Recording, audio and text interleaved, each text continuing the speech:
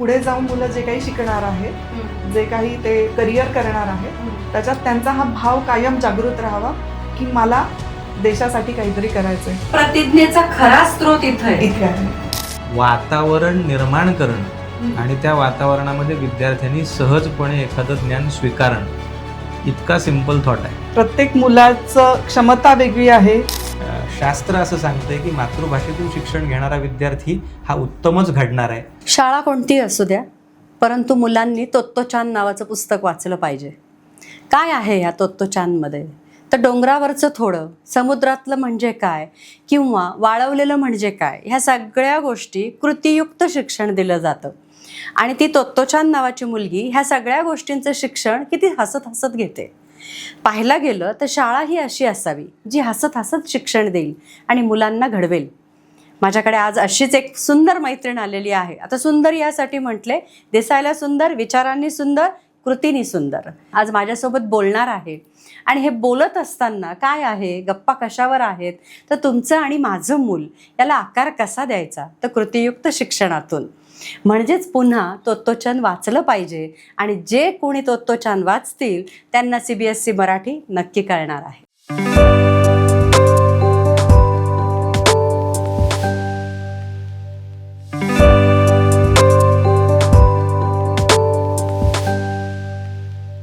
पहिल्यांदा तुम्ही दोघं माझ्याकडे आलेले आहेत. मला खूप आनंद झालेला आहे. मस्त वाटतंय, कारण जोडीने येणं.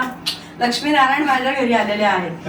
आत्ता माझ्या मते चैत्रगौरीचं काहीतरी तुझं निमंत्रण आलं होतं, पण सॉरी मला येता नाही आलं. आणि त्यानंतर डायरेक्ट तू आता शाळेचं घेऊन आली आहेस काहीतरी सांगायला की स्मिता मी शाळेबद्दल बोलणार आहे. सो मी इतकी क्युरियस आहे ना की तुला नेमकं काय बोलायचंय. आणि व्हॉट्सअपला आलेला मेसेज मी पाहिलाय, CBSE मराठी. वाव. सगळ्यात आधी चैत्रगौरीचं हळदी कुंकू होतं आणि त्यानिमित्ताने बोलवलं होतं.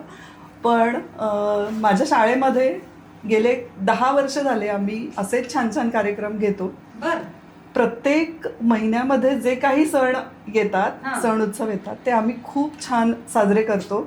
आणि मुलांना ती सगळी संस्कृती कळावी हा त्याच्या मागचा उद्देश असतो. बर.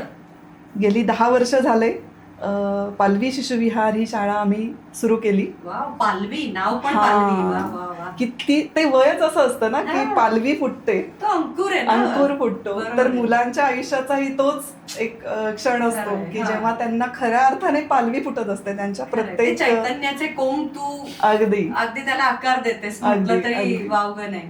अगदी मस्त. आणि मग म्हणजे हसत खेळत शिक्षण ही काय कॉन्सेप्ट आहे तुझी? त्याच्या आधी मी सांगेन की आमची मुलगी एक साधारण 1.5-2 वर्षाची असताना आम्ही ही संकल्पना की आपण काहीतरी करूयात वेगळं. माझं शिक्षण मुळात चाइल्ड डेव्हलपमेंटमध्ये झालेलं आहे. पण इथे नगरमध्ये आल्यानंतरही आम्ही कधीच विचार केला नव्हता की माझी कधी स्वतःची शाळा असेल. एक कन्सेप्ट आम्हाला खूप आवडली आणि ती जर कोणी राबवू शकणार असेल तर असा विचार केला की इतर कोणाची शाळा सुरू करण्याची वाट बघण्यापेक्षा आपणच का नको करूयात. म्हणजे पालक असताना शिक्षक होण्याचा प्रवास केला. अगदी क्या बात आहे. आणि जोडीदार असा असल्यावर काय अवघड आहे. तो तर सपोर्ट आहे. त्यामुळे त्याच्यात मी एक ऍड करीन की नुसतं आपण ठरवलं शाळा काढायचं आणि सुरू केलं असं नाही केलं, तर आपण तो रिसर्च केला. म्हणजे त्याच्यामध्ये की शाळा कुठली असावी याच्याकरता आम्हाला जो समोर आला विषय तो गुजरातमधून आला. नवसारी नावाचा जो प्रदेश आहे त्याच्या ठिकाणी एक शाळा आहे. त्या शाळेमध्ये शिकणाऱ्या एका विद्यार्थ्याचे पालक आपल्याकडे पेशंट म्हणून आले दवाखान्यात. आणि त्यांनी खूप कौतुक केलं मुलाच्या शाळेचं. म्हटलं असं काय बाबा एवढी छान शाळा. मग त्यांना म्हटलं माहिती पाठवा. मग त्यांनी आपल्याला त्याची CD किंवा त्या आता 2013-14ची ही गोष्ट. मग ती माहिती मिळाल्यावरती मग उत्सुकता निर्माण झाली. मग त्यांचं विद्याभारती अशी एक संस्था त्यांनी आम्हाला नाव सांगितलं. विद्याभारतीपासून हे प्रेरित आहे. मग आम्ही ते संशोधन अजून पुढे नेलं. मग गुजरातमध्ये जाऊन आलो, सुरतच्या शाळा बघून आलो. त्यानंतर मग तिथून रेफरन्स महाराष्ट्रातला मिळाला, कोकणातल्या शाळा बघितल्या. नगरमधली काही मंडळी आमच्यासोबत जोडली गेली आणि मग त्यातनं हा प्रवास सुरू झाला. हे सगळं लेक 1.5 वर्षाची असताना सुरू केलं. अगदी सहज, साधारण. अगदी दोन- सहज. दोन- आणि दोन यात वर्ष. म्हणजे आम्ही तर, मला असं वाटतं की आमचे 6 वर्षाचं मूल झाल्यावर विचार केले असतील. याला म्हणतात प्रगल्भ पालक, म्हणून तुम्ही शिक्षक झालेले आहात आता, असं मला कदाचित. वाटेल. पण त्यावेळेस खरं सांगायचं तर आम्ही हा. पालकच होतो. हा. 1.5-2 वर्षाची मुलगी आहे, पण इतक्या लवकर शाळेत घालायचं का मुलीला? हम्म. तर नाही, म्हणजे हो, घरातच त्यांच्या ती बोटांचा वाढणार. पण विकास झालेला हा, नसतो. अगदीच अगदीच. पण मग आपलंही शिक्षण त्यात आहे, तर हा. मग काहीतरी अशी उत्सुकता होती बरं. की काय असेल बुवा, हे नवीन संकल्पना आपल्याला जी समजली आहे ती काय असेल. मग या उत्सुकतेपोटी तो विषय वाढत गेला आणि मग कुठे सुरू करायचं, तर अगदी क्लिनिकच्या वरच्या एका हॉलमध्ये बरं. शाळा सुरू केली. हा. मग शाळा सुरू करण्यासाठी काय हवंय, तर अगदी साधी गोष्ट आहे की शिक्षक हवी आहे, शिक्षिका हवी आहे, हा. काही थोडीफार खेळणी हवी आहेत आणि मुलं हवी आहेत. बरोबर. तर इतक्या साध्या स्वरूपामध्ये शाळा सुरू झाली. वा. आणि पुढे ती आता इतक्या नंतर आम्ही जशी जशी आता पुढे वर्ष चालली आहेत तसं तसं आता त्याचा वाढवण्याचा विचार करतोय. पण सुरुवातीच्या काळात मात्र अगदीच हम्म. छोटंसं, म्हणजे आपल्या मुलीसोबत इतर 4 मुलांना काहीतरी आपण नवीन देऊ हो. शकतो, एवढंच फक्त एक संकल्पना छोटं डोक्यात. उद्दिष्ट घेऊन जी सुरुवात झाली. अगदी. आता सध्या मुलं किती आहेत मग, म्हणजे आता शाळेचे स्वरूप काय आहे? आता सध्या आपल्याकडे प्ले ग्रुप म्हणजे खेळघरापासून ते हा. 2री पर्यंत, इयत्ता बरं. 2री पर्यंतची मुलं आहेत. बरं. सगळी मिळून 50 संख्या आहे आता मुलांची.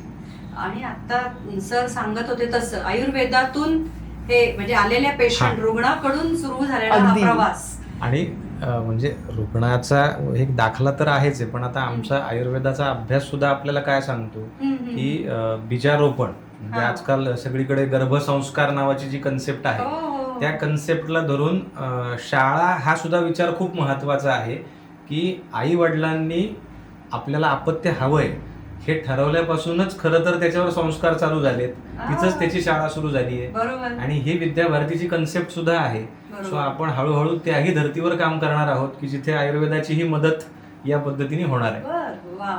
मग ही या शाळेमध्ये नेमकं पालवीमध्ये काय काय काय काय म्हणजे सकाळपासून बरोबर. शाळेचा वेळ कशी आहे, म्हणजे मुलांची झोप झाली पाहिजे, आता शासनाचे JR आले, अगदी. त्यांची झोप पूर्ण झाली पाहिजे, मग तुम्ही 9ला सुरू करा. हो, हो, आता हो. परत दुसरा JR आहे, ऊन जास्त आहे, तुम्ही लवकर लवकर सोडा. तुझ्या शाळेचं कसं शेड्यूल आहे? तसंच आहे, फ्लेक्झिबल असतं शेड्यूल अगदी. अच्छा. थंडीचे दिवस आहेत, मुलं हम्म. उठत नाहीत. आणि हम्म. सगळ्यात महत्वाचं आहे की मुलांसाठी 3 गोष्टी गरजेच्या आहेत. हा. या लहान मुलांसाठी, 8 वर्षापर्यंतच्या मुलांसाठी, की त्यांची झोप पूर्ण झाली पाहिजे.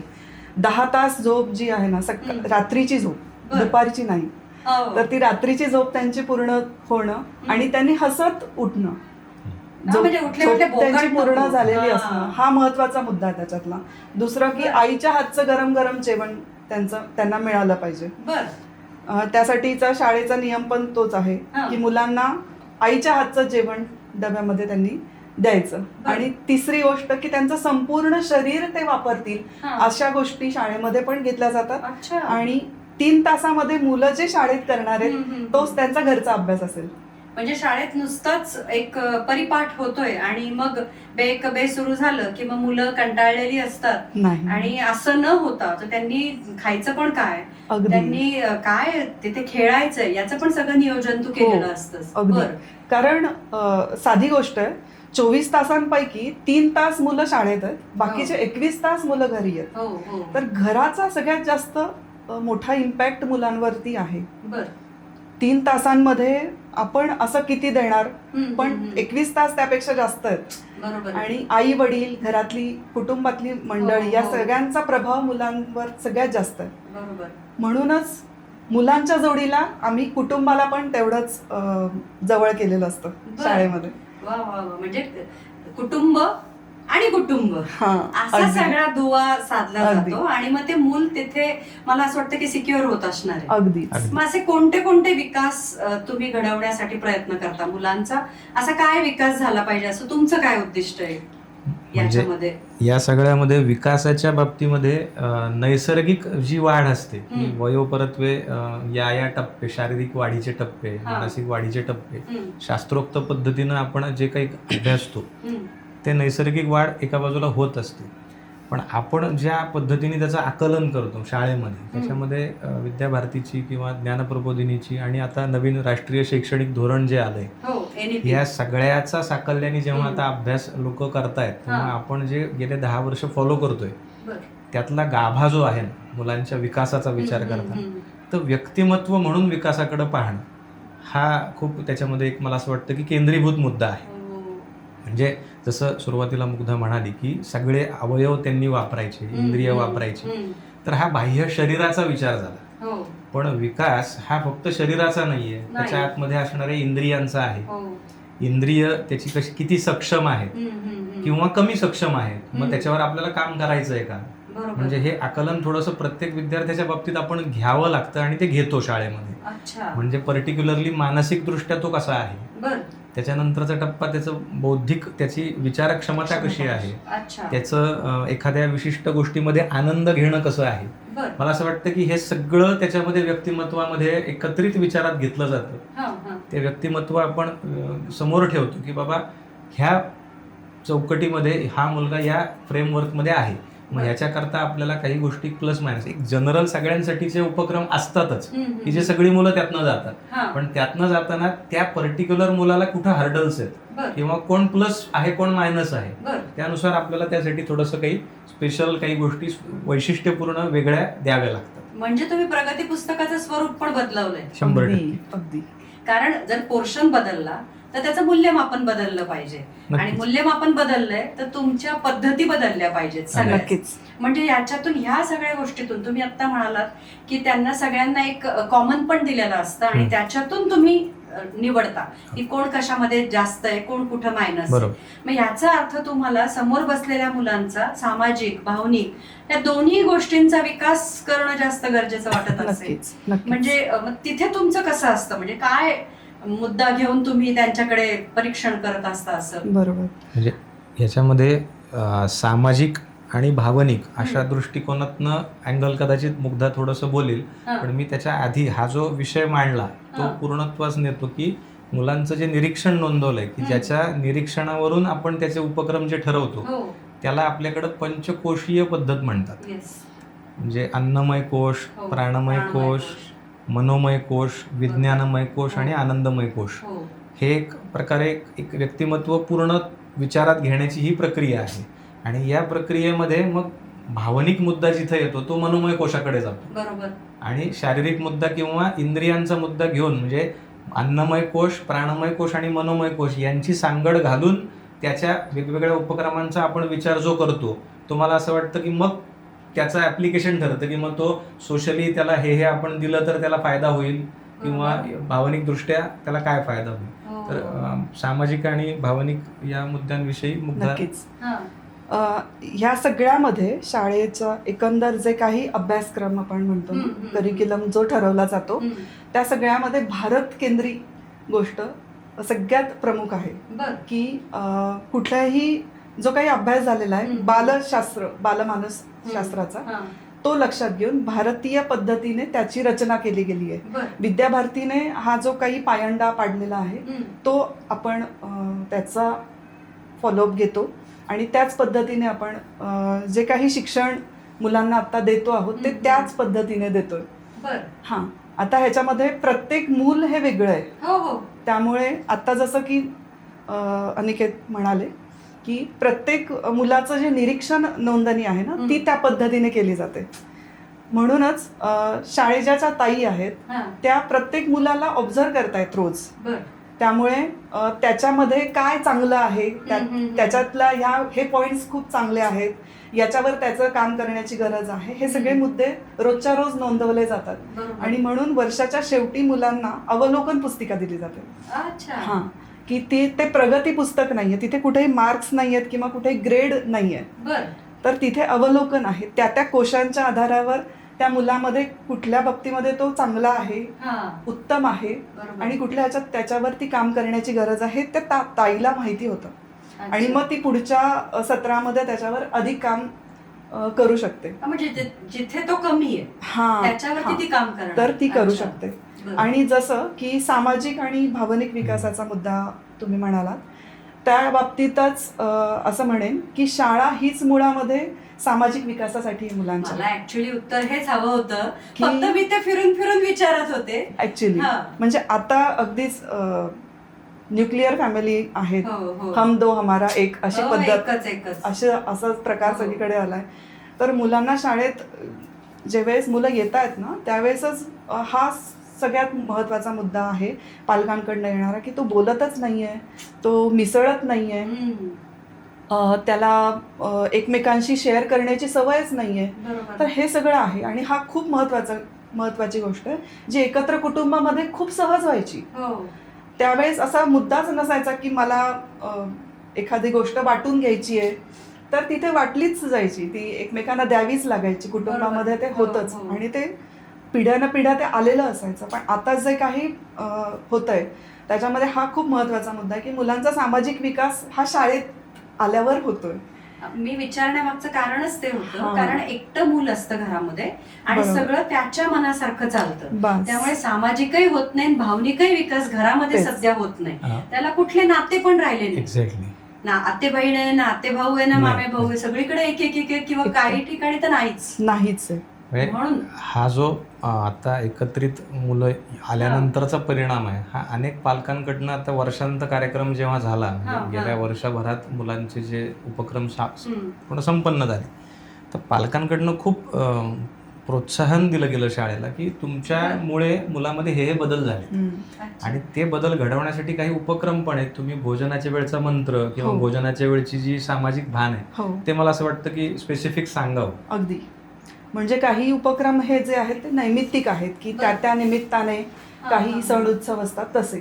पण काही ज्या गोष्टी आहेत ना त्या दररोज शाळेमध्ये घेतल्या जातात. बरं. की जो आपण म्हणतो ना की संस्कार आहे तो ठसा आहे, तो त्या चित्तावरती उमटलाच जातो. बरोबर. तर असा प्रकार आहे की मुलांना जेवण करण्याच्या आधी कंपल्सरी आहे हम्म. की मुलांनी एकतर आपल्याकडे म्हणजे पद्धतच आपण आहे की मुलांना हात धुवून मुलांनी खाली डबा बसायचं. खायला बसायचं, मांडी घालून डबा हा, खायला हा. बसायचं.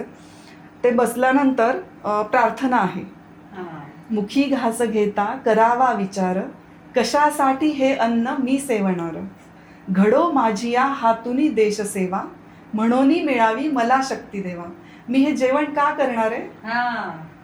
तर मला या जेवणातनं जी शक्ती मिळणार आहे ती मला देशसेवेसाठी वापरायची. बरोबर आहे. हा संस्कार आहे, हा बेस आहे. आणि हे जेव्हा जेव्हा मुलं आत्ता म्हणणार आहेत, मुलांना कदाचित याचा अर्थ आत्ता कळणार नाही, नाही. पण जसे जसे ते मोठे होतील तसा तसा तो जो चित्तावर उमटलेला संस्कार आहे तो त्यांना उपयोगी पडेल. माझ्या अंगावर अक्षरशः काटा आला जेव्हा तू म्हणालीस ना की एक घास घेतोय आपण, त्या घासाची ज्यावेळेस आपण इथपर्यंत नेतोय तर त्याची किंमत तर शेतकऱ्यांपासून खूप गोष्टींनी आलेली आहे. खरं. ते कळेल तेव्हा कळेल, पण तुम्ही देशसेवेचं व्रत तिथपासून त्याला देताय. फार दुसरं great. अजून एक आपण करतो की जरी आता प्रार्थना म्हणाले मुलं, हम्म. त्याच्यानंतरही मुलांना थांबायचंय. का तर एक मुलगा उठतोय, हातामध्ये एक ताटली घेतोय आणि प्रत्येकाकडनं एक एक घास तो घेतो आणि तो घास चिमणीसाठी किंवा गाईसाठी दिला जातो. आयुष्य. माझ्या ताटातलं कोणाला तरी मी देतोय. प्राणी पक्षी भुकेले जे कोणी जीव आहेत त्यांच्यासाठी मला द्यायचं आहे, हा हो. संस्कार आपण तिथे देतोय. बरोबर आहे. तर ही खूप महत्वाची गोष्ट आहे, कारण या वयातले मुलं जी घरामध्ये एकटीच वाढतायत हो. त्यांना ना देण्याची सवयच नाहीये. म्हणजे खरंय, खरंय. सुरुवातीला आम्हाला हे खूप मुलांचा फेस करावं लागतं की मी का देऊ, हा. मला आईने दिलंय बरोबर आहे. आणि मी नाही देणार माझं डब्यातला एक घास पण नाही देणार. पण नंतर नंतर त्यांना जी सवय लागते ना की ते ताईंनाही द्यायला लागतात, ताईंना एक घास भरवतात, मग चिमणीसाठी देतील, कावळ्यासाठी देतील. तर हा या माझ्या मते इथून संयम पण शिकवताय. अगदी मला असं वाटतं पहिले संयम, नाही तर आपल्याला असं होतं ना डबा उघडला ते नाकापर्यंत कधी एकदा रट्टा मारतोय, ताव सुरू करतोय, तेच. तसं न होता तो संयम बाळगणं. मग दुसऱ्याला देण्याची भावना तर नसतेच. आता जर समजा आपल्याकडे इथे पुरी आहे आणि आंब्याचा रस आहे तर त्यातला एक घास कोणाला देणं अवघड आहे थोडं, तेच. पण तोही संस्कार तुम्ही त्या क्रियेमधून शिकवता. अगदी म्हणजे ज्याला आपण असं म्हणू की क्रियाधिष्ठित शिक्षण. अगदी हा, तर ते अशी सुरुवात होते. अगदी 100%. क्या बात आहे. पण मग ही सगळी मुलं करतात असं करतात सवयी आणि होत. नंतर इतकं त्यांच्या अंगवळणी पडतं की घरी गेल्यावरही ते तसे करतात.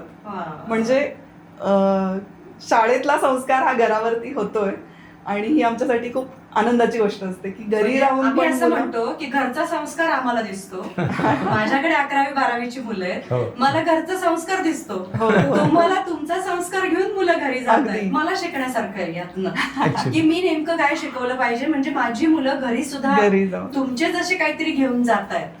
म्हणजे आज मला पुन्हा समजतंय की शिक्षक असला तरी तो शिकत राहायला पाहिजे. एक्झॅक्टली. हे मला आता कळालं. म्हणजे तुझं प्रत्येक पाऊल हे क्रियाधिष्ठित क्रियाशील असतं, तसं अनुभवधिष्ठित पण शिक्षण असेल. येस. मग ते कसं देतेस? म्हणजे? अनुभव आधारितच. आता जसं की आपण सगळेजण लहानपणापासून जे काही शिकलो ना, आई किंवा जे काही म्हणजे पहिलेपासून जे औपचारिक शिक्षण आपल्याला मिळालं त्याच्यामध्ये रे अननसाचा, फ रे फणसाचा, थ रे थडग्याचा, असंच सगळं आपल्याला आपण कुठं काय बघितलं तर आपण चित्र बघितली, चित्र बघितली आणि त्याच्यावरून आपल्याला अक्षरं शिकवली. बरोबर आहे. पण ऍक्च्युली अननसाचा अननस आपण कधी बघितलं? नाहीच. खूप मोठं झाल्यावर कदाचित बघितलं. फ रे फणसाचा आपल्या नगरकडच्या लोकांनी फणस कधी अनुभवला? बरोबर. बघितला, तो चित्रात बघितला. तर तो अनुभव घेऊन मुलांनी शिकणं आणि अनुभव नसताना शिकणं हा फरक आहे. अच्छा. आणि ज्यावेळेस मी एखादा पदार्थ ज्यावेळेस त्याची मला चव चाखता येते, त्याचा मला रंग बघता येतोय, त्याचा आकार मला कळतोय, हे सगळं ज्यावेळेस मला अनुभव घेता येतोय आणि मग मला तो ठसा चित्तावरती उमटला जातोय की हा हे आहे, तर मग तो कायमस्वरूपीचं चित्तावर उमटलेला संस्कार होतो. ह्याच्यामध्ये मगापासून 1-2 वेळा एक शब्द अधोरेखित झालाय की चित्तावर उमटणं. तर मला असं वाटतं की थोडं तात्विक बाजू त्याची सांगायला हवी. हो, गरजेचं आहे की कुठलंही आपल्याकडं म्हणजे अध्यात्माच्या किंवा या बाजूमध्ये कर्माला फार महत्त्व दिलं जातं. कर्म जेव्हा शुद्ध कर्म करत राहू माणूस करत राहील त्यावेळेस त्याची चित्तशुद्धी होते असं म्हणतात. सात्विक कर्म करत राहायला एखादा व्यक्ती की चित्ताची शुद्धी होते. हा जो प्रवास आहे ना, हा इथं टेक्निकली मुलांच्या बाबतीत घडवला जातो. कारण काय होतं की कर्म पुन्हा पुन्हा केल्यानं तुमच्या मनाला त्याची सवय लागते, बुद्धीवरती त्याच्यातलं द्वंद्व निघून जातं. हे करायचे किंवा नाही हा प्रश्न राहत नाही. हे आपण करणं आहे, हे गरजेचं आहे आणि मी करणार आहे. आणि मग तो एका बाजूला म्हणजे मन, बुद्धी, चित्त, अहंकार हा जो अंतःकरणाचा प्रवास आहे तो आपण त्या लेवलला त्याच्या चित्तावर ठसवण्यापर्यंत कर्म वारंवार केल्यानं घडवला जातो. म्हणजे अगदी याचं उलट उदाहरण म्हणजे दहशतवाद्यांचं आहे की जे याच प्रकारे त्यांची मानसिकता चित्तावर ठसवलं जातं, जे कर्म ते करायला लावतात. मग आपण ते जो फंडा वापरताय तो आपण चांगल्या कामासाठी जास्त जोर लावून वापरायला हवा. ऍक्च्युअली बघायला गेलं तर हा याच्या मागचा एक मला असं वाटतं की मुद्दा सगळ्यांसमोर आला पाहिजे. आणि असं होतं ना की देवघरामध्ये दिवा लाव, तर मुलं म्हणतात एवढा मोठा लाईट असताना दिवा काय लावायचा. तर तुम्ही म्हणताय ते कर्म जर आज करायला लावलं तर हळूहळू सवयीने किती हॅलोजन असले तरी तो जाऊन दिवा लावेल. ते चित्तावरती उमटलेला तो ठसा महत्वाचा की जो क्रियेमधून अनुभवातून त्याच्यापर्यंत जाणार आहे. अरे काय तुमचा प्रवास भारी करता तुम्ही. म्हणजे ना मला नाही आठवते की असं मी माझ्या शाळेमध्ये अनुभवलंय. माझ्या शाळेमध्ये फक्त पाढे असायचे, परिपाठ असायचा आणि मग फटके असायचे.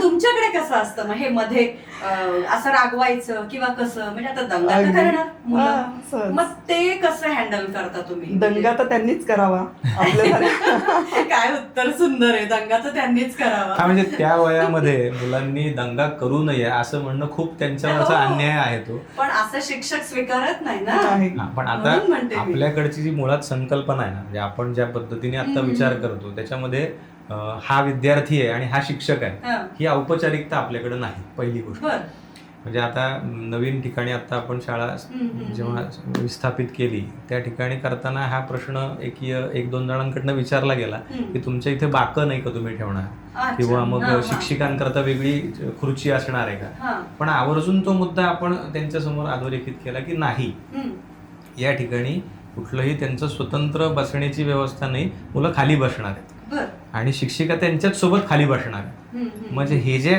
एकमेकांमध्ये असणारं जे काही कनेक्शन आहे शिक्षकांचं आणि विद्यार्थ्यांचं काय आहे, तर विद्यार्थी ठरवून मी काहीतरी शिकायला आलोय म्हणून आलेला नाहीये. बरोबर. आणि शिक्षिका मी शिकवण्याचा आविर्भाव त्यांचा अजिबात नाही. वातावरण निर्माण करणं आणि त्या वातावरणामध्ये विद्यार्थ्यांनी सहजपणे एखादं ज्ञान स्वीकारणं, इतका सिंपल थॉट आहे. आणि तुम्ही अंतरच मिटवलं. अगदी. म्हणजे शाळेच्या ताईंनी त्यांच्यासारखं होऊन त्यांच्यात शिकवावं. हा, इथे शिकवणं हाही मुद्दा नसतो. तो एक मुद्दा. हे इन्साइट्स तुमच्यापर्यंत पोहोचवण्यासाठी आमचे स्पॉन्सर्स आणि को स्पॉन्सर्स आहेत.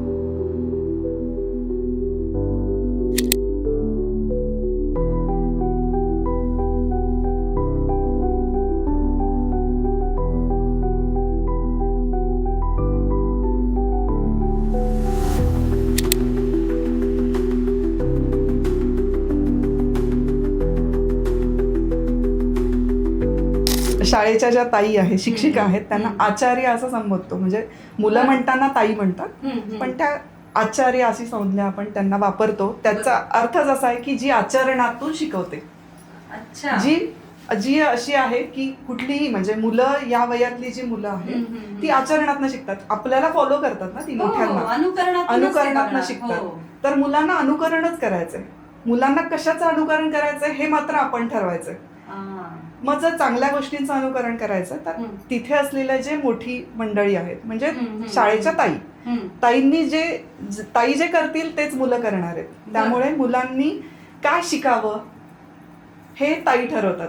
मग हे शिकायचं आहे तर मग ते स्वतः त्या करतात आणि मग त्यांचं बघून बाकीची मुलं करतात. म्हणजे इथे मुलं गोल करून बसलेली असतात, ताई त्यांच्या तिथेच असतात, त्यांच्याच गोलामध्ये ताई बसलेल्या आहेत.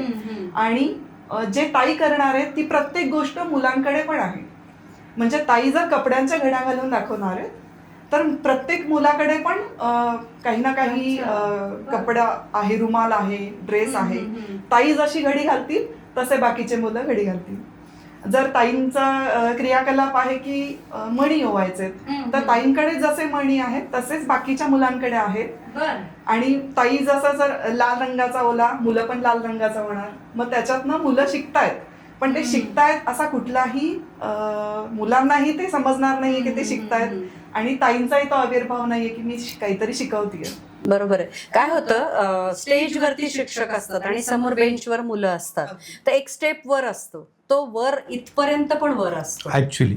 तो तुम्ही भेद कमी केलाय. आणि मग समान येऊन त्याच्या वयामध्ये जाऊन त्याच्या म्हणजे मेंदूमध्ये काय चालू आहे त्याला कसं कळेल हे शिकवणं. बरोबर. म्हणजे तुम्ही इतकं समान करून टाकलंय शिक्षण की त्यांना किती आनंद येत असणार आहे. म्हणजे मला असं वाटतं की खरंच लहान व्हावं. आणि ह्या अनुभवाच्या आधारावरती आपल्याकडे एक मुलांचा जो वाढदिवस आपण साजरा करतो, मला असं वाटतं तोही एक मुद्दा अधोरेखित व्हावा. त्याची प्रक्रिया जी आहे ती मुद्दा तू सांगावीस. मी विचारणारच होते की काही नैतिक मूल्य आपण विकसित करत असतो, म्हणजे त्यांना आपण नैतिक शिकवतोय असं पण परत तुम्ही सांगणार नाही. मग असं काय काय तुम्ही करताय, म्हणजे मला फार असं उत्सुकता आहे की मला हे ऐकायचंय. अगदी.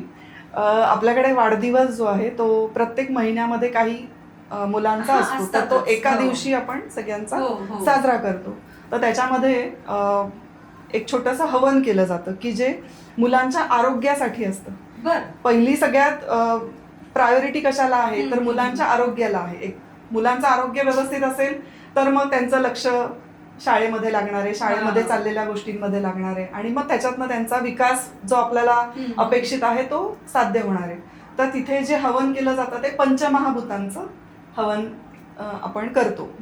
पृथ्वी, आप, तेज, वायू, आकाश, चारी गोष्टींना आहुती दिली जाते की जेणेकरून जे निसर्गात आहे तेच आपल्या शरीरात आहे आणि निसर्गातला आणि शरीरातला समतोल राहावा.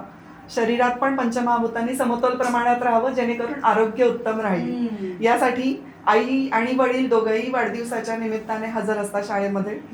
त्यांना आवर्जून आमंत्रित केलेलं असतं. मुलांसोबत ते हवन करायला बसतात. त्याच्यात 5 पंचमहाभूतांना आहुती झाल्यानंतरची शेवटची आहुती ही राष्ट्रासाठी समर्पित असते.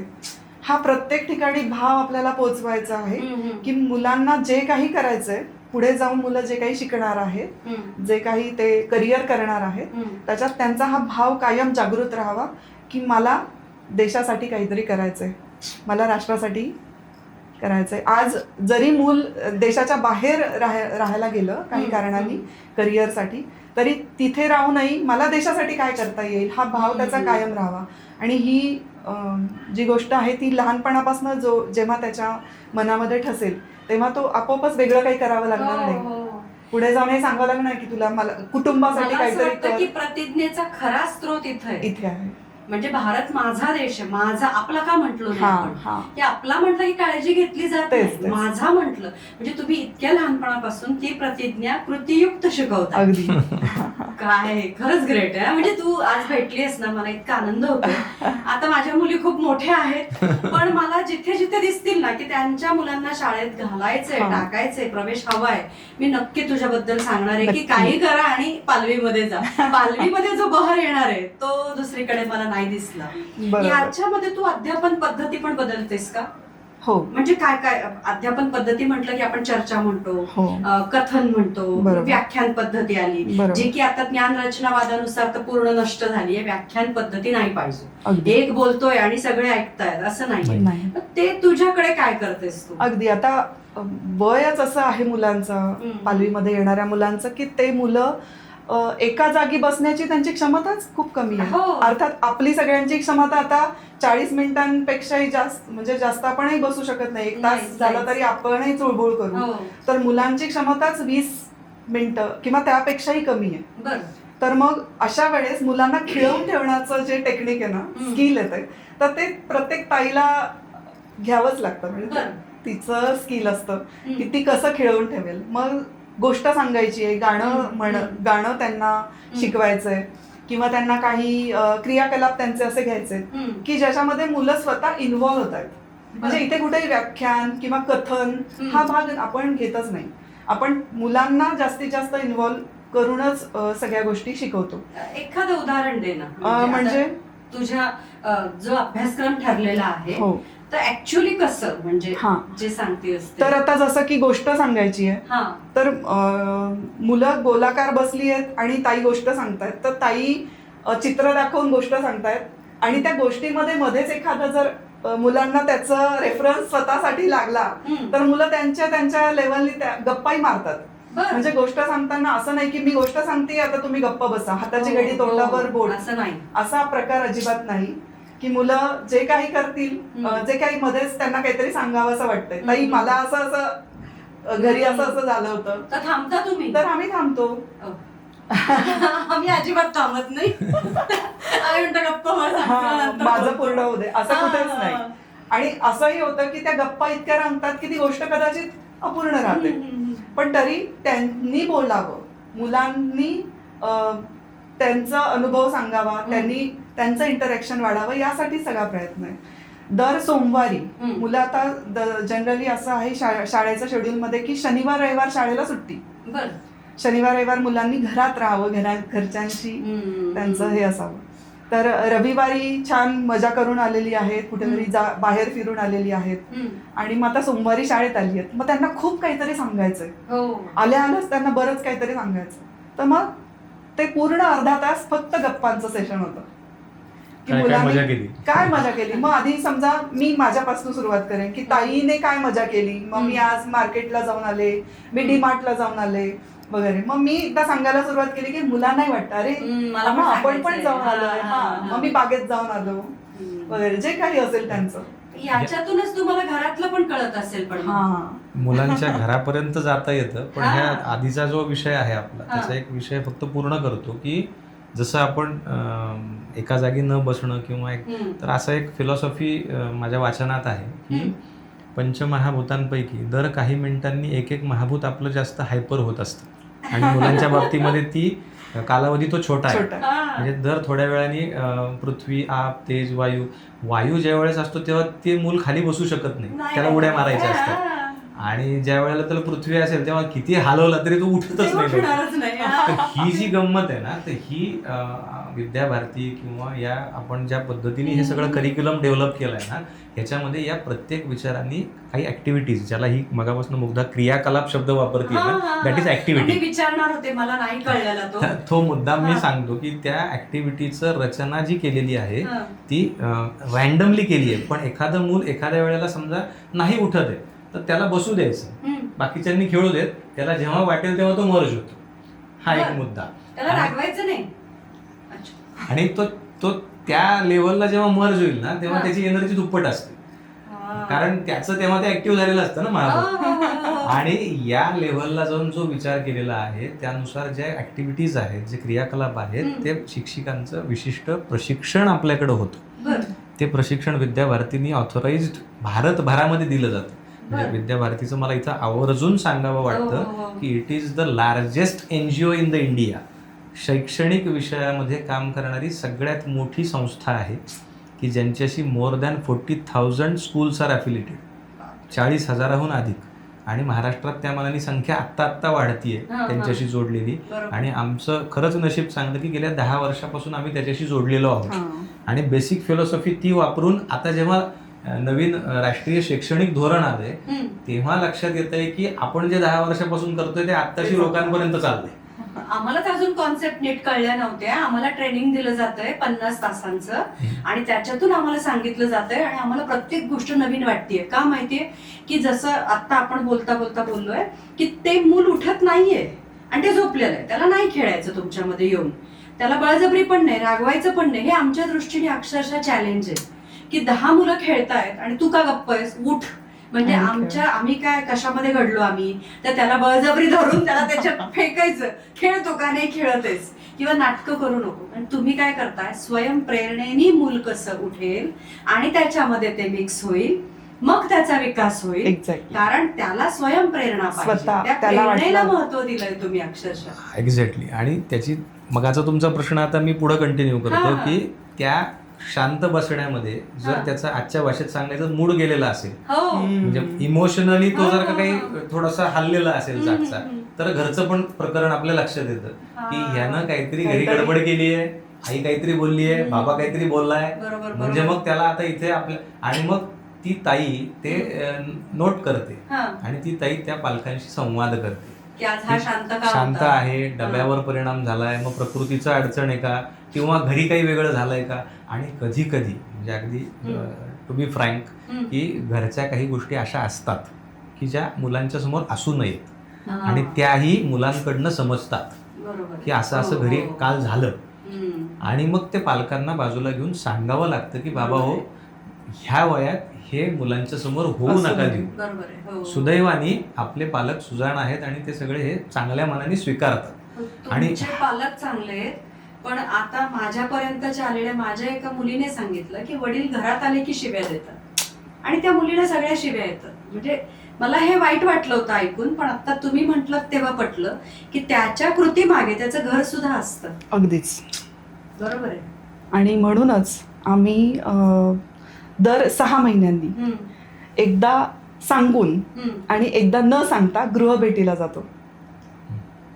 कारण लोक दत्तक मूल घेतात आणि त्याचे आई वडील चांगले आहेत का बघायला जातात, तसे तुम्ही म्हणजे तसं तुम्ही मुलांच्या घरी जाता. हो, कारण मूल समजून घ्यायचंय, मुलाचं काय म्हणजे त्याच्या, आपण जे तुम्हाला जे म्हणाले की अवलोकन करायचंय, तर मला घराचंही अवलोकन करावं लागेल. मग घरामध्ये काय कसं वातावरण आहे नुसतं घरात पाऊल टाकलं की कळणार आहे. मग त्यांच्याशी गप्पा, त्यांच्याकडनं त्यांचे प्रश्न किंवा त्यांना काही सांगायचं आहे किंवा त्यांच्याशी जवळीक करणं, हा मुद्दा खूप महत्वाचा असतो शाळेच्या दृष्टीने. कारण घर समजून घेतल्याशिवाय मूल समजून घेता नाही येणार. बरोबर आहे. म्हणजे त्याच्या घरी जाऊन सगळ्या गोष्टी तुम्ही अभ्यास करता. आता टेक्निकली अजून आपण म्हणजे अपग्रेड होतच असतो. म्हणजे असं आहे की परिपूर्ण असं कुणीच नसतं. त्याच्यामुळे आपण जे काही घेतोय त्याच्यामध्ये आम्हालाही अजून 4 गोष्टी नवीन समजल्या की आपण अपडेट घेत चाललो. आणि सुदैवाने हे जे आता पालकांचा विषय चालू आहे, या पालकांच्याच मुळे आपण पुढची शाळा सुरू करावी म्हणून खरं तर या विषयात पुढं चाललोय.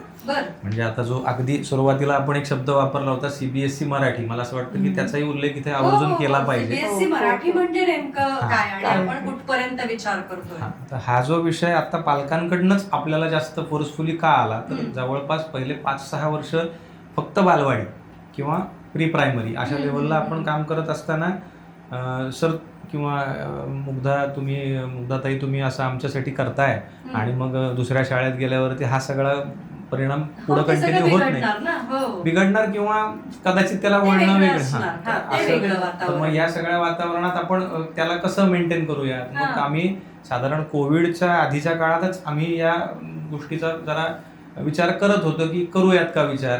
आणि योगायोगाने प्रबोधिनी जे पुण्यातलं ज्ञानप्रबोधिनी आहे त्यांची एक शाळा अंबरनाथला पण चालते. तर एक विद्याभारतीचं प्रशिक्षण तिथे होतं मुंबईला, अंबरनाथला. आणि त्या प्रशिक्षणाला असंच आम्ही भेट द्यायला गेलो. मुंबईला गेलो होतो तर आम्ही तिथे आमचे जे भाई म्हणून आमचे जे पालक आहेत, आमचे विद्याभारतीकडनं आमचं सगळं ते पाहतात, आमच्याकडे लक्ष ठेवतात, ते होते तिथे. त्यांना भेटायला गेलो. तर त्याच्या एंट्रीलाच तिथे पंचकोशाधारित गुरुकुल असं नाव वाचलं. म्हटलं काय भानगड आहे. मग आम्ही ती समजून घेतली. मग ते प्रबोधिनीचं काही प्रकरण आहे आणि ती प्रक्रिया खूप मोठी आहे. मग ती 12 तास चालणारी शाळा आहे. मग आम्ही तिथे गेलो, तिथे शाळा बघितली. मग प्रबोधिनीत गेलो, तिथे शाळा बघितली. मग असं आलं की अरे आपल्या नगरमध्ये आपल्या मुलांना, आपल्या पालकांना आपल्याला हे देता येईल का. आणि कोविड सुरू झाला. मग आमचे 2-3 वर्ष जरा मध्ये गॅप घेतला. आणि समहाऊ आत्ता गेल्या 1-2 वर्षापासून 1-2 शाळांशी टायअप करून आपण काही प्राथमिकच्या पुढे जाता येईल का असं जरा प्रयत्न करत असताना एक चांगले आपले जे आपण म्हणतो शैक्षणिक विचारांचे आणि हितचिंतक अशी काही मंडळी आमच्यासोबत आमच्या पाठीशी उभं राहिली. आणि त्यांनी आम्हाला हे आश्वासन दिलं की आपण मराठी शाळा आणि उत्तम दर्जाची शाळा आपल्याला करायची. पण मग ती कशी असली पाहिजे. तर मग त्यासाठी म्हणून मग आपण आता ज्ञानप्रबोधिनी, विद्याभारती आणि नवीन राष्ट्रीय शैक्षणिक धोरण या सगळ्याची सांगड घालून आपल्या स्वतःचा एक आराखडा तयार केलाय. आणि त्या आराखड्याचं एक थोडक्यात विश्लेषण मला सांगायला आवडेल की आजच्या काळामध्ये म्हणजे पूर्वीपासून आपण जर बघितलं तर खेडोपाडी शाळा असाव्यात म्हणून प्रयत्न करावे लागत होते. आज अशी उलटी परिस्थिती की ज्ञान सगळ्यांच्या मोबाईलमध्ये आहे, ॲट युअर फिंगर टिप्स. आता असलेलं ज्ञान कसं वापरायचं ह्याच्यावर जास्त काम करण्याची गरज आहे. आणि त्याला आपण विवेक म्हणतो. आणि न विवेक विना ज्ञानम या टॅगलाईननी आम्ही सध्या काम करतोय की विवेकाशिवाय ज्ञानाचा उपयोग नाही. आणि विवेक किंवा एक निरक्षीर विवेक बुद्धी ज्याला आपण म्हणतो त्याचं प्रतीक आहे हंस.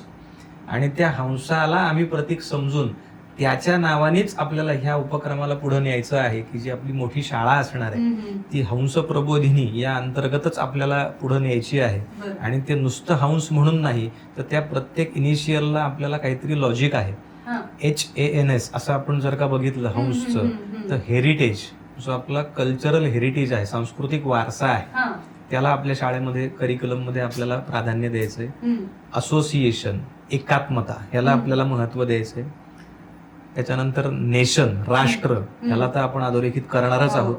आणि नन ऑफ द त्याच्यातलं सगळ्यात बिलो जरी असलं तरी सगळ्यात महत्वाचं सायन्स. ह्या प्रत्येकाच्या मागं वैज्ञानिक रॅशनल असल्याशिवाय कुठलाच मुद्दा आपण मुलांना शिकवणार नाही. अशा पद्धतीने हंस या कॅटेगरीमध्ये आपल्याला एक नवीन शाळा मुलांसाठी इथं द्यायची आहे up to 10th or 12th standard.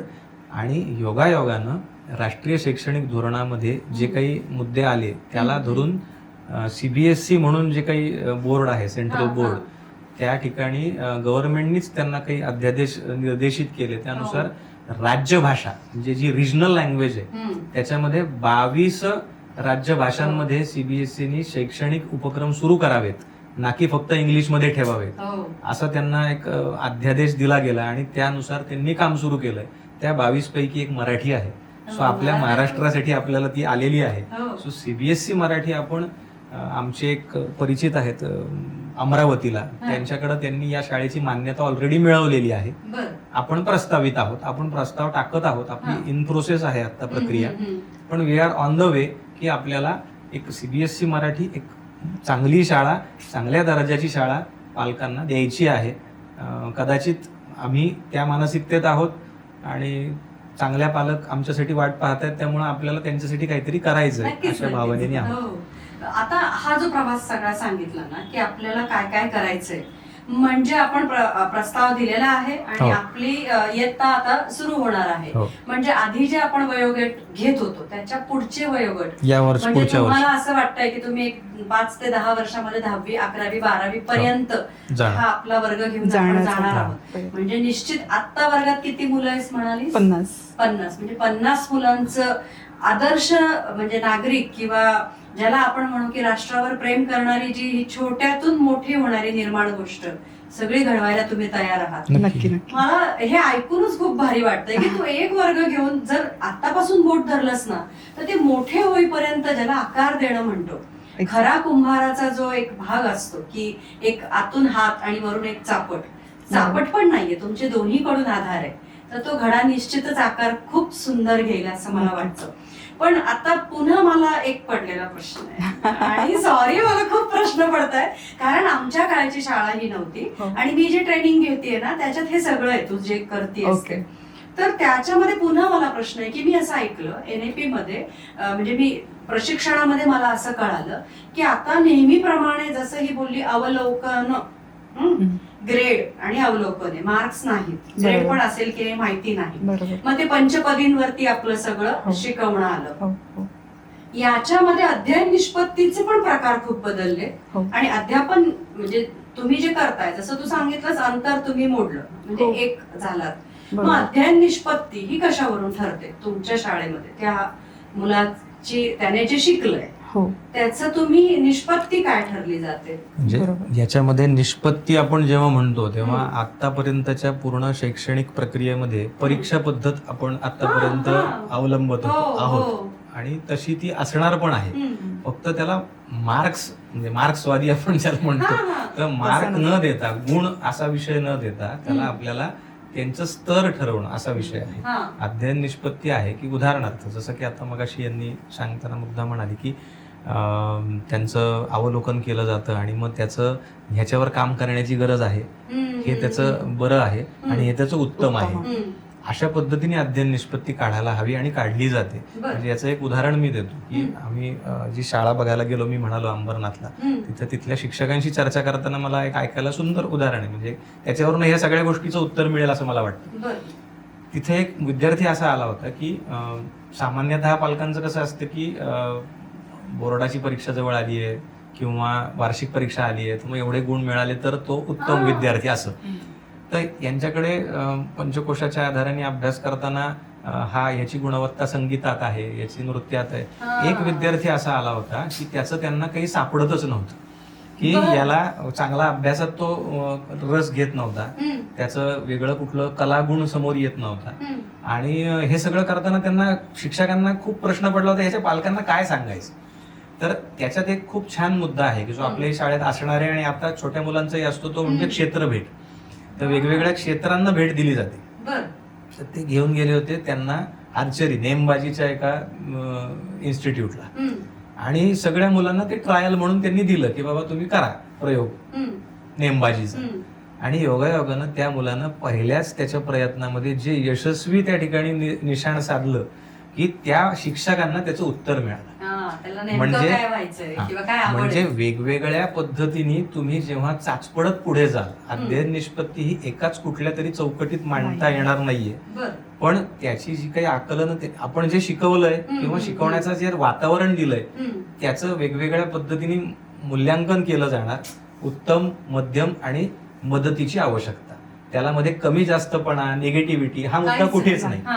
म्हणजे हा याच्यात कमी आहे बरं का, अजिबात नाही. नाही. म्हणजे त्या मला वाटतं कुठल्या सिनेमात आमिर खान ते टायटल वापरतो ना की आपका जो ब्लड रिपोर्ट आहे वो बाहेर लगाने की जरूरत नाही, की लोकांसमोर डिस्प्ले करण्यासाठी नाहीये. हम्म. हम्म. हे वैयक्तिक आहे बरोबर. की ह्याच्यामध्ये ही उणीव आहे, ह्याच्यामध्ये हा अधिक मुद्दा आहे. म्हणजे पालकांनाही सोयीचं वाटतं की ह्याच्या कौशल्याच्या दृष्टीने ह्याच्यात हे कौशल्य चांगलं असेल हम्म. तर मग त्या तिरंदाजीमध्ये त्याचं करिअर होऊ शकतं. हो. ह्याच्यामध्ये जर का तुम्ही गणितज्ञ दिसत असेल तर अरे हा ह्या गणितामध्ये करिअरला जाऊ शकतो. बरोबर. तर अशा पद्धतीने अध्ययनाचं जे काही मूल्यमापन आहे ते विद्यार्थ्यांच्या वेगवेगळ्या परीक्षणांवरून आपण मांडण्याचा प्रयत्न करतो आणि जे पालक सभेमध्ये द्यावंसं वाटतं. एक थोडीशी अडचण आहे ती जाणवते कंपॅरिझनची. म्हणजे मला असं वाटतं की पालकांचा जो अप्रोच आहे, विचारणारच होते, कारण पालकांना फार असतं असं की ह्याला हे आहे आणि ह्याला हे का नाही, मग त्याला ते जमतंय माझ्या मुलाला का नाही, आणि बळजबरी आपल्या अपेक्षा लादणं हे पालकांकडनं होतं कम्पॅरिझन मुळे. मी विचारणारच होते, माझ्या मनातलं ओळखलं. नाही, मुद्दा माझ्याकडे आता तो का समोर आला, कारण मी आता जे आधीचा मुद्दा मांडला ना, ते इतर पालकांशी आम्ही जेव्हा संवाद केला जातो तेव्हा मग तो मुद्दा येतो की मग त्यांना असं त्याला असं आम्हाला. तर हे थोडंसं मला आवर्जून या निमित्ताने आपला संवाद जर कोणी ऐकेल पालक, तर त्यांच्यापर्यंत हे सांगायला आवडेल की प्रत्येक व्यक्तिमत्व हे स्वतंत्र आहे आणि त्या व्यक्तिमत्वाला तुम्हाला योग्य न्याय द्यायचा असेल ना, तर ते व्यक्तिमत्व आधी ओळखूयात, ना की त्याला आपण त्याला ठरवून त्याला ढकलायचं नाहीये, तर त्या व्यक्तिमत्वाला ओळखायचंय. टॅगलाईन द्यायची नाहीये, त्याला आधी ओळखून घेऊया. रेडीमेड कपडे न करता टेलर मेड की ते त्याचं मोजमाप बघा, त्याची चौकट बघा आणि त्यानुसार तुम्ही. कंपॅरिझन हे खूप आहे, म्हणजे कशा कशात आहे. शाळा कुठली निवडायची, मग माझ्या नात्यातल्या मंडळींनी ही निवडली म्हणून मी निवडणार. कंपॅरिझन असं आहे की तो छान व्हिडिओ करायला लागलाय तर माझं मूल करेल का, किंवा इंग्रजी बोलता येते, मराठी बोलता येते, लिहिता येतं, ह्याच्या पण वेगवेगळ्या प्रकारच्या कंपॅरिझन्स आहेत. पण नैसर्गिक दृष्ट्या प्रत्येक विद्यार्थ्याची वाढ, त्याची ग्रास्पिंग, त्याची आकलन क्षमता ही भिन्न आहे. बरोबर. आणि हे पालकांनी समजूनच घेतलं पाहिजे, हे आम्हाला आवर्जून सांगायचंय. यासाठी आमचा प्रयत्न आहे, पण तो प्रयत्न करतच राहावा लागणार आहे. That is unending. ते लगेच संपणार नाही. आता आपण जी चर्चा करतोय त्याच्यात अजून एक गोष्ट मला जाणवली की जसा प्रयत्न केलाच पाहिजे त्यांची कार्यक्षमता समजून घेण्याचा त्या मुलांमधली. मग आता असं ज्या वेळेस तुम्हाला काही त्यांच्या समोर असे प्रसंग निर्माण करावे लागतात का, किंवा काही समस्या देता का, जसं की आता आम्हाला 12वी 11वीला आलेला आहे सेल्फ रिस्पॉन्स. कुठल्या पण गोष्टीकडे तो विद्यार्थी कोणत्या नजरेने बघतो, तो काय विचार करतो आणि मग तो काय मांडतो, यांच्यावरती आमचे गुण ठरलेले. तसं तुमच्याकडे पण मग अध्ययन निष्पत्तीमध्ये हा पण एक भाग असेल की तो कसा विचार करतो, तो कसा मांडतो. म्हणजे हे तुम्ही जे सेपरेशन करताय की हा याच्यामध्ये ग्रेट आहे, हा याच्यामध्ये जरा बरा आहे, फार बरा आहे, हे जे सेपरेशन करताय त्यासाठी तुम्हाला काही एक्झाम्पल द्यावे लागतात का? अगदी. म्हणजे प्रत्येकाला वेगळे वेगळे असतात का ह्याच्यामध्ये? आता कसं आहे की कुठलंही आता सध्या समाजामध्ये चालू असलेली परिस्थिती, जसं की इराण इराकचं युद्ध आहे, किंवा ही काही जे काही समाजामध्ये घडणाऱ्या घटना आहेत त्या सुद्धा आम्ही मुलांसमोर मांडतो. बापरे. की अगदी म्हणजे शहरामध्ये काही घटना घडली आहे, पॉझिटिव्ह निगेटिव्ह दोन्हीही, आणि मग याविषयी तुला काय वाटतं, तर यातनं ना मुलांची विचारांची क्षमता विकसित व्हायला सुरुवात होते की मला याचाही विचार करायचा आहे का. मग मुलंही पुढच्या वेळेस येताना की मी ही बातमी ऐकली, मी ही वाचली, किंवा मला माझ्या बाबांनी ही घटना सांगितली, तर मग ती बाकी सगळ्यांना सांगणं असेल. किंवा आता मागच्या वर्षी जे विमान अपघात झाला गुजरातमधला, तर मुलांनी दुसऱ्या दिवशी येऊन सांगितलं की आम्हाला खूप वाईट वाटलं, ते विमान तिथे पडलं, ते कोसळलं, मग तिथे त्या लोकांना खूप त्रास झाला. तर हे जे आहे ना, हे भावना तयार होते मनामध्ये, म्हणजे भावनांक सुद्धा वाढवला जातो. आता याच्यामध्ये ही जी आत्ताची आपली मुलांची जी वयोगटाची जी एक चौकट आहे ती अजून खूप लहान मुलांची आहे. त्याच्यामुळं कम्पॅरेटिव्हली अगदी 11वी 12वी एवढे डिस्कशन्स नाही, पण या लेवलचे निश्चित चांगले होतात. पण आपली जी भविष्यातली शाळा आहे, म्हणजे 5वी ते 10वी साठी जो एक करिक्युलम आपण डेव्हलप करतोय, त्याच्यामध्ये 2-3 मुद्दे या अर्थाचे खूप सुंदर आहेत.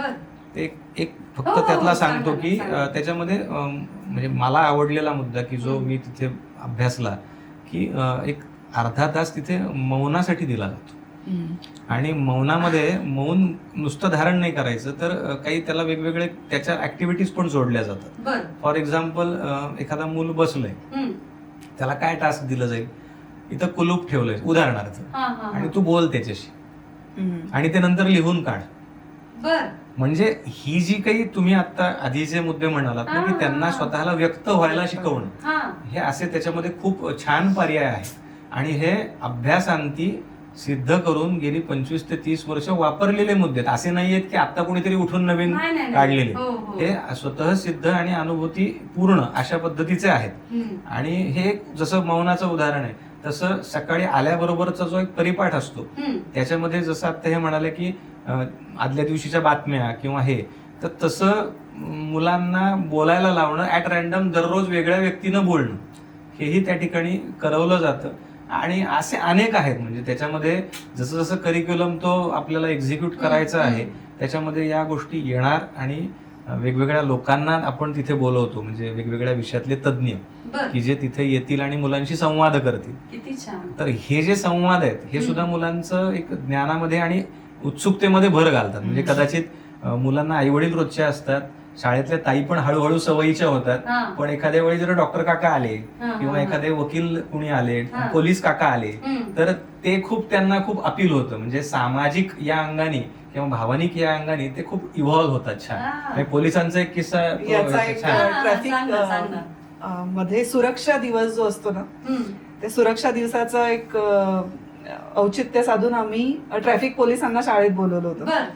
ते त्यांच्या युनिफॉर्म मध्ये शाळेत आले, तर मुलांना खूपच भारी वाटलं. ते आले आणि ते आपल्यात बसलेत आणि मग मुलांना जे काही असं छान छान एकदम निरीक्षण. सुरुवातीला ते थोडेसे लांब नव्हते, लांब बसले, पण एकदा का त्यांनी जरा असं छान सगळ्यांना नावं वगैरे विचारली आणि मग मुलं सुरू झाली. मग त्या ट्रॅफिक पोलीस काकांनी म्हणाले की रस्त्यातनं चालताना असं असं चालायचं, आई बाबांचा बोट धरूनच चालायचं, किंवा गाडीवरती मोबाईल कधीच वापरायचा नाही, किंवा असे बरेच ते की सिग्नल आला तर सिग्नल, लाल सिग्नल असेल तर थांबायचं, हिरवा सुरू झाला कीच जायचं, असं ते नियम सांगितले. आणि मग मुलं सुरू झाले, आमचे बाबा नाही करत असं, आमचे बाबा मोबाईल हातात धरून बोलतात आणि सिग्नल पण लाल सिग्नल असला तरी पुढे जातात. म्हणजे खूप खरं सांगतात मुलं. आणि हा अनुभव आहे. गौरी जोशी म्हणून तुम्ही ओळखत असाल, आपल्या याच्यात स्पंदनचे ग्रुप घ्यायच्या, आणि त्याच्यामध्ये माझी मुलगी गेली होती आणि त्यांना घरचं विचारलं की तुझी आई काय करते, तुझे बाबा काय करतात. तेव्हा तिने सांगितलं की माझे बाबा पण टीचर आहेत, आई पण टीचर आहे. बर, मग घरातली कामं कोण करतं, तर तिने जे घरात ते जसं तू म्हणालीस तिने सांगितलं माझे बाबा कणिक मळतात. त्या काळामध्ये म्हणजे एक 10 वर्षापूर्वी लोकांना इतकं आश्चर्य वाटलं होतं, ह्यांच्या घरात भुसेसर कणिक मळतात. म्हणजे अशा ज्या गोष्टी, म्हणजे मला हे आवडलं की तुम्ही इतकं त्याला क्रियेमध्ये गुंतवता आणि मुलं सगळी घरचं सगळं तुम्हाला सांगायला लागतात. पण त्या दिवशी नंतर त्यांनी सांगितलं की नाही, ट्रॅफिक पोलीस काकांनी जे सांगितलं की नाही, तुम्ही हे आई बाबांना घरी जाऊन सांगा बरं का, असं करायचं, असं नाही करायचं. तर ते खरोखरच त्यांनी दुसऱ्या दिवशी पालकांकडनं कळालं की मुलं घरी येऊन आम्हाला हे सांगत होते. हे फार कमी घडतं, नाहीतर बाहेर काय घडलंय शाळेत ती मुलं घरी येऊन सांगत नाही. म्हणजे याचा अर्थ तुमच्याकडनं इतकं परिपूर्ण दिलं जातंय, तो कोश पूर्ण 5 कोश असे भरले जात आहे.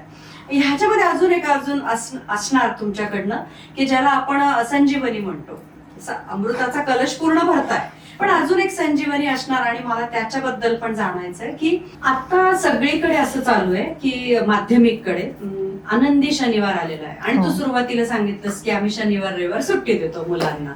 मग तुझ्याकडचा जो हा 5 दिवसांचा आठवडा आहे त्याच्यात दप्तर मुक्त शाळा असते की फुल पाठीवर ओझं घेऊन थकलेली मुलं तुझ्या शाळेत येतात? नेमकं काय की आई वडील ते ओझं उचलतात आणि इथपर्यंत आणून सोडतात? काय आहे तुझ्याकडचं चित्र? सांग. आधी सांगते की आनंदी शनिवार, तर आमचे आनंदी शनिवार आणि आनंदी रविवार असतो, कारण मुलं घरात असतात आणि घरापेक्षा जास्त आनंद दुसरीकडे कुठे नाही. तर म्हणून पालकांनाही आम्ही सांगतो की मुलांना खेळू देत, त्यांना जे हवंय ते त्यांना करू देत, तर मग मुलांना जे आनंद खरा जो मिळणार आहे ना तो त्यातनं मिळणार आहे. बरोबर आहे. तर फक्त आनंद नाहीये, तर त्यांचं शिक्षणही तेच आहे की जे ते करून बघू शकतात, तर तोच त्यांचा आनंद आहे. बरोबर. आणि असंही एरवी सोमवार ते शुक्रवार मध्ये जे शेड्यूल असतं ते दप्तर मुक्तच आहे. म्हणजे तुमच्याकडे दप्तर मुलांनी घेऊन येत नाही? हो मुलांनी वा, वा, वा. अक्षरशः फक्त डबा आणि तुम्ही वॉटर पाठ कणाच सरळ केला अगदी, अगदी, मुलांचा. वा, किती छान. म्हणजे बिना दप्तराचे येतात आणि हा. तुमच्याकडे शिकतात. हो. त्यांना आपण जे जे काही साहित्य लागणार आहे त्याची व्यवस्था सगळी केलेली असते. बर. त्याच्यासह आपण पालकांना त्याची कल्पना दिलेली आहे. जे काही बरं. त्यांचं आपण प्रवेश शुल्क किंवा शैक्षणिक शुल्क घेतो ते त्याच्यासह असतं. मुलांनी तिथे यावं आणि त्यांच्या गोष्टी वापराव्यात. मग त्याची स्वतंत्र एक फाईल पण केली जाते विद्यार्थ्याची. ती बरं. वर्षाच्या शेवटी पालकांनाही दाखवली जाते की त्यांनी अगदी आजच्या आपल्या बोली भाषेत म्हणायचं काय काय कुटाणे केले ते पालकांना एकदा दाखवलं जातं. पण मुलं अतिशय छान कुटाणे करतात त्याच्यामुळे ते दाखवण्यासारखी असते फाईल. आणि या सगळ्या गोष्टी वर्षभराच्या एकत्रितरित्या मुलांच्या दाखवणं आणि हे सगळं करताना दप्तर विना शाळा ही निश्चितपणे साध्य उत्तम प्रकारे होतं. बर. आता दप्तर विना शाळा आहे. शिवाय मी सगळं मगापासून बघतेय की शेअरिंग द्यायचंय, आपलं पण द्यायचंय, संयम पण राखायचा आहे. मग ह्याच्या बरोबर तुम्ही अजून ह्या पण गोष्टी शिकवत असणार आहे. नख कशी कापायची, स्वतःच आरोग्याची काळजी कशी घ्यायची, म्हणजे ह्या गोष्टी पण बिंबवल्या जात असतील. मला ह्याच्याबद्दल सांगा ना सर. आता मी स्वतःच वैद्यकीय क्षेत्रात असल्यामुळं काही परिचित, काही जवळची मंडळी आपण आवर्जून बोलावतो. म्हणजे डेंटिस्ट पण काही येऊन त्यांना माहिती देतात दातांविषयी किंवा अजून वेगवेगळे त्यातले तज्ज्ञ. आणि आरोग्याविषयीची काळजी जशी अन्नाचं, म्हणजे यांनी सुरुवातीला मुग्धा म्हणाली तसं की घरचाच डबा आणि विशिष्ट काही गोष्टी टाळायच्या. पण हे झालं म्हणजे करण्याच्या उपचारांबद्दल किंवा वेगवेगळे घ्यायची काळजी काय. पण एक वैशिष्ट्यपूर्ण उपक्रम आपण जो राबवतो की जो सध्या प्रचलित आहे, भारतीय लसीकरण, की ज्याला आपण सुवर्णप्राशन नावाने ओळखतो. म्हणजे सुवर्णप्राशन हे थोडंसं अलीकडच्या काळात जास्त प्रचलित झालेलं आहे. लस कोणत्या कोणत्या आहेत त्या माझ्या डोळ्यासमोर आल्या. सुवर्णप्राशन आलंच नाही. त्याला भारतीय लसीकरण शब्द असा आवर्जून वापरला जातो कारण लसीकरणाची भूमिका लोकांच्या मनावर जास्त बिंबलेली आहे आजच्या काळात. लसीकरण घेतलं म्हणजे माझं अपत्य, माझं पिल्लू सेफ आहे असा एक गैरसमज लोकांचा आहे. त्या लशीचे फायदे आहेत नाही हा आता आपला चर्चेचा मुद्दा नाहीये. आपण आपल्या सुवर्णप्राशनविषयी आता बोलूयात की त्याचे फायदे खूप आहेत. म्हणजे आमच्याकडे आम्ही दर महिन्याच्या पुष्य नक्षत्राला सुवर्णप्राशनचे डोस आपल्या सगळ्या विद्यार्थ्यांना आवर्जून देतो. Which is included in fee structure. त्याचे स्वतंत्र चार्जेस घेत नाही आणि त्याचा अत्यंत चांगला फायदा आम्हाला जाणवतो. म्हणजे वैयक्तिक मी माझ्या दवाखान्यामध्ये जे वापरतो तेच अत्यंत चांगल्या पद्धतीने बनवलेलं सुवर्णप्राशन आपण देतो.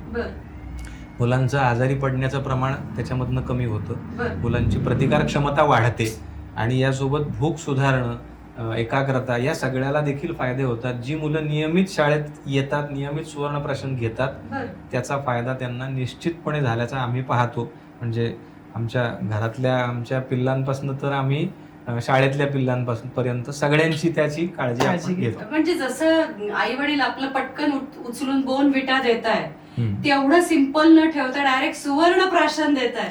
शाळा ग्रेट आणि सर लोक पण ग्रेट आहेत. तुम्ही विषयच नाही. पण कधी कधी असं पण होतं की मुलांना तुम्ही एवढं सगळं छान खायला देताय, सुवर्णप्राशन देताय, स्मरणशक्ती तल्लख आहे, त्याची आकलन शक्ती सुद्धा वाढतीये. पण काही केलं तरी एखाद्या मुलाची आकलन शक्ती तुम्हाला जाणवते की ती कमी आहे.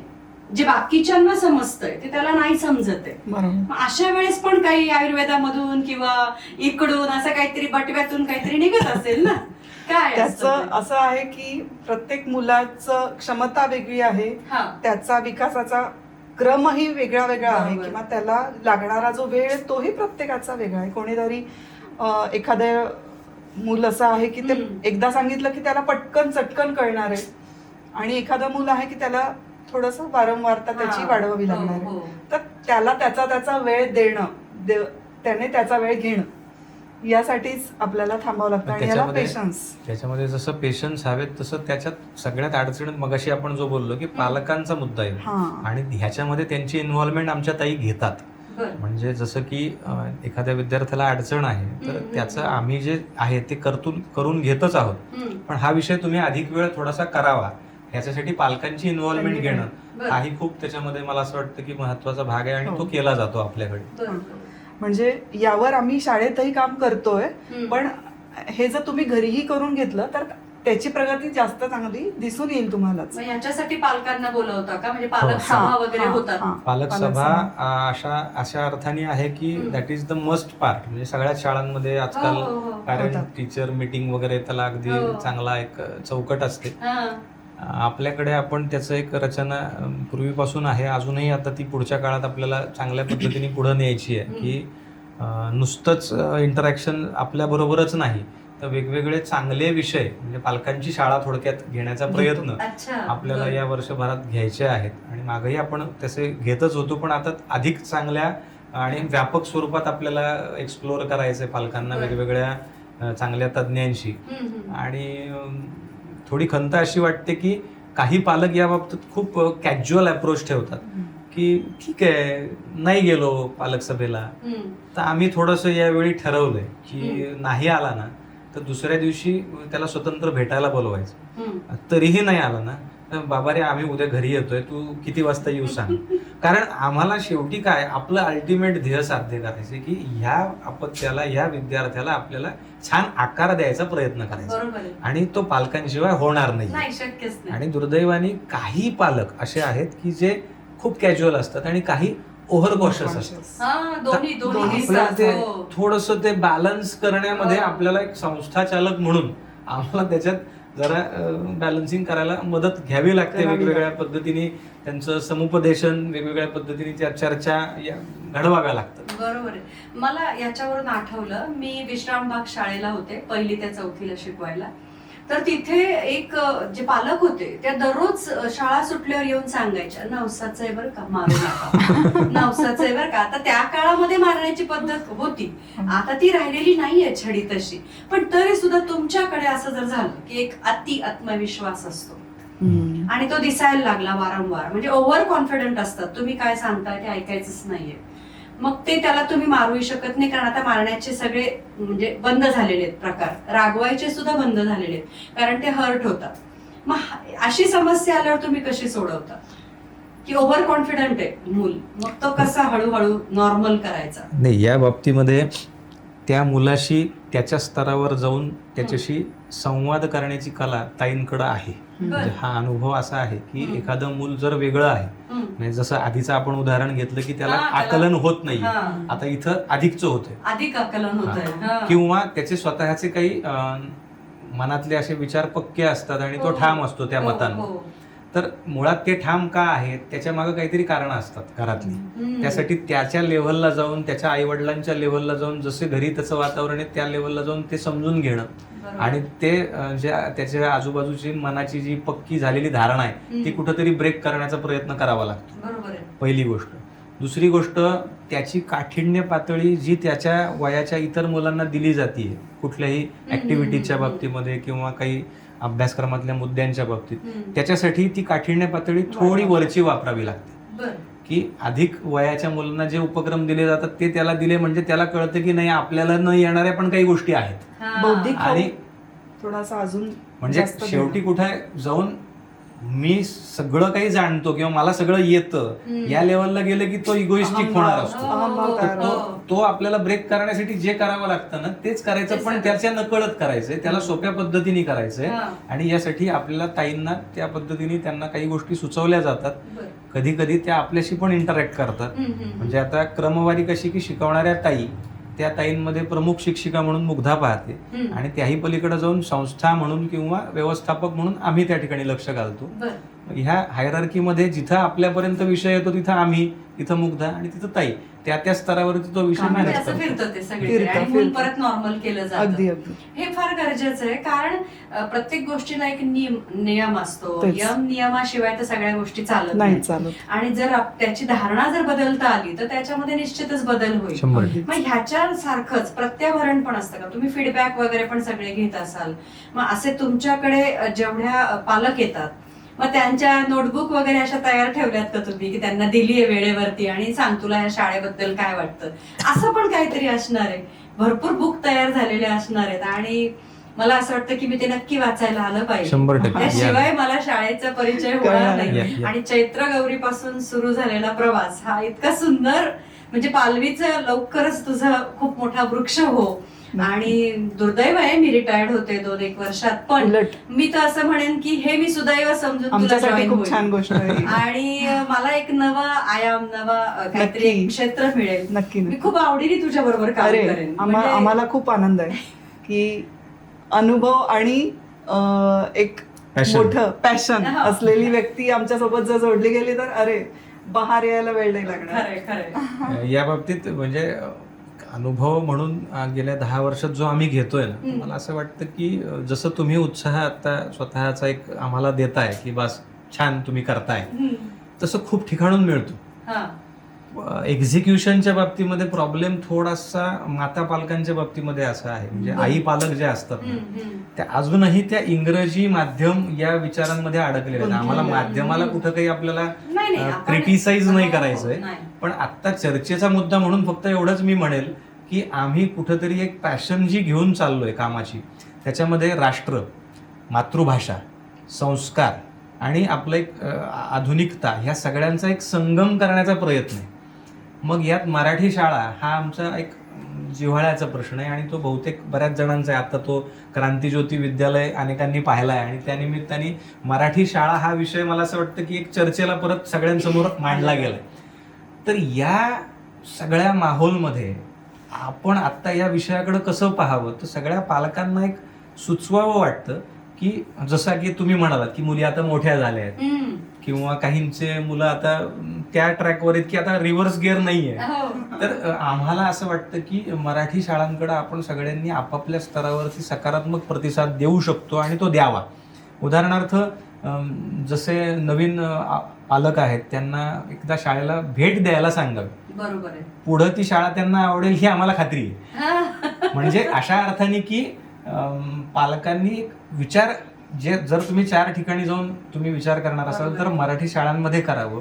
केवळ मराठी शाळा आता कमी होत आहेत किंवा त्याचा दर्जा आहे अशी चर्चा करण्यापेक्षा जर एखादी आता काही संस्था, एखादी एक समूह एखादं कार्य त्या मोठं करण्याचा प्रयत्न करत असेल तर आपण प्रत्यक्ष आणि अप्रत्यक्ष त्या ठिकाणी कसं सहभागी होऊ शकतो. मला असं वाटतं की त्या अर्थाने सगळ्यांनी जर या चळवळीमध्ये सहभागी होऊ शकले, हा उपक्रम निश्चित तुम्ही म्हणालात तसं त्याला बहर यायला फारसा वेळ लागणार नाही. म्हणजे मला असं आत्ता कदाचित हे थोडं लवकर होईल असं म्हणणं, एक ब्रॉड स्टेटमेंट आपण म्हणू शकतो याला, पण मला खात्री आहे की काही वर्षांनंतर बाहेरून म्हणजे महाराष्ट्रातून म्हणा किंवा अन्य राज्यांमधून सुद्धा आपली शाळा बघायला लोक येतील अशी एक इनर फिलिंग, गट फिलिंग म्हणतो ना, ती आहे.